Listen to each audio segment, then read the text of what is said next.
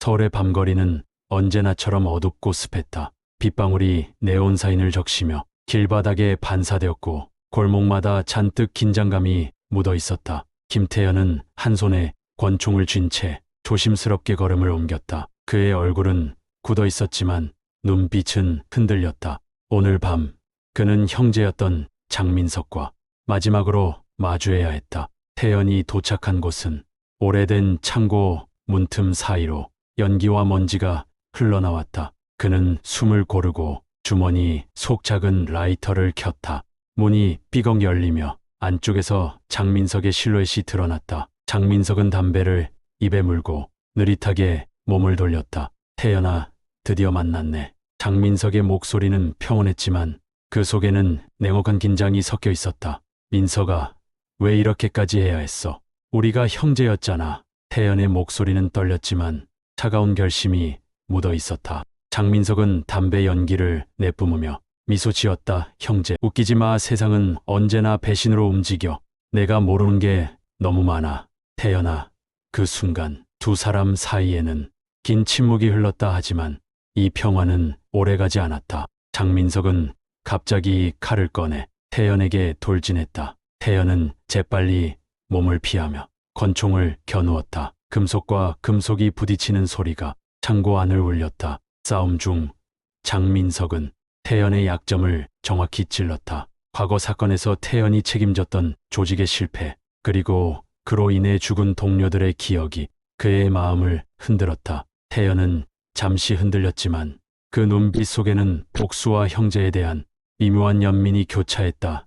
민석아, 우리가 이렇게 끝나는 건 아니잖아. 태연이 속삭였다. 끝났지. 태연아, 이미 늦었어. 장민석의 눈빛은 냉정했지만 손가락 끝이 약간 떨렸다. 싸움은 점점 격렬해졌다. 권총과 칼이 부딪히고 유리 파편이 바닥에 튀었다. 태연은 장민석의 공격을 피하며 과거의 기억을 떠올렸다. 어린 시절 함께 뛰놀던 골목, 형제처럼 지냈던 나날들. 하지만 권력과 욕망이 모든 것을 바꾸었다. 그러나 이번 싸움에는 예상치 못한 반전이 있었다. 장민석의 손목에서 작은 장치가 떨어졌다. 폭발 장치였다. 태연은 직감했다. 장민석은 자신과 함께 죽으려 한 것이다. 민석아, 제발. 태연이 외쳤지만 장민석은 고개를 가로저었다. 폭발이 창고를 뒤흔들었다. 불길과 연기가 휘몰아치고 두 사람은 바닥에 쓰러졌다. 장민석은 피를 흘리며 태연에게 손을 뻗었다. 태연, 살아남아.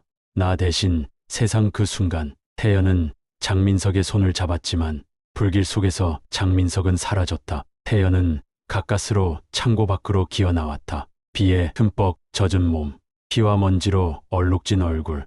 그는 손에 쥔 권총을 떨어뜨리고 무너졌다. 하지만 그의 마음속에는 복수만으로 채워진 공허함과 형제에 대한 슬픔이 깊게 남았다.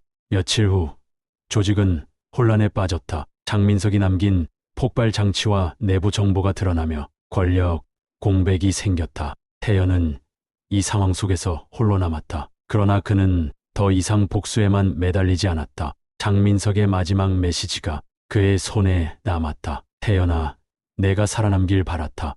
부디 나 대신 세상을 살아줘. 태연은 눈을 감았다. 복수와 권력의 끝에는 항상 상처뿐이라는 것을 깨달았다. 그러나 그 상처 속에서 그는 인간으로서의 삶과 용서를 배웠다. 서울의 아침, 비가 갠 골목길. 태연은 홀로 서서 먼 하늘을 바라보았다. 붉게 물든 태양이 그의 얼굴을 스쳤다. 이제 그는 과거의 그림자에 묶이지 않고 스스로의 길을 선택할 힘을 얻었다. 태연은 창고 폭발 사건 이후 혼란스러운 도시를 홀로 걸었다. 빗물에 젖은 골목길, 부서진 간판과 연기 속에서 그는 살아남았다는 사실만으로도 깊은 숨을 내쉴 수 있었다. 그러나 마음은 평온하지 않았다. 장민석의 마지막 말이 그의 머릿속을 맴돌았다. 태연, 살아.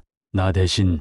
세상. 태연은 손가락으로 쪽지를 쥐며 결심했다. 더 이상 과거의 복수에 매달리지 않고 살아남은 자신이 세상을 바로잡아야 한다. 하지만 현실은 쉽지 않았다. 조직은 장민석의 죽음 이후 권력 공백으로 내부가 혼란에 빠졌고 적대적인 외부 조직들은 이 틈을 놓치지 않았다. 그날 밤 태연은 오래된 친구이자 조직의 부하였던 서준에게 전화를 걸었다. 준아, 나 혼자 움직일 수 없어. 도와줘.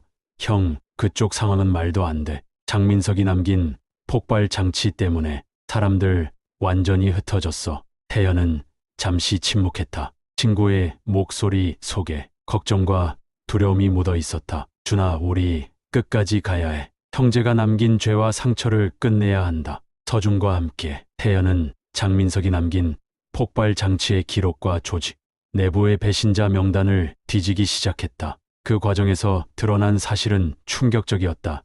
장민석은 단순히 권력 욕심에 움직인 것이 아니었다. 그는 태연이 책임지게 될 조직의 더 큰 음모를 알고 있었고 스스로 희생하며 형제가 살아남도록 계획한 것이었다. 태연은 충격과 함께 혼란에 빠졌다. 복수와 증오로만 가득 차 있던 그의 마음이 흔들리기 시작했다. 장민석의 행동이 단순한 배신이 아니라 형제를 지키기 위한 극단적인 선택이었다는 사실이 그의 감정을 뒤흔들었다.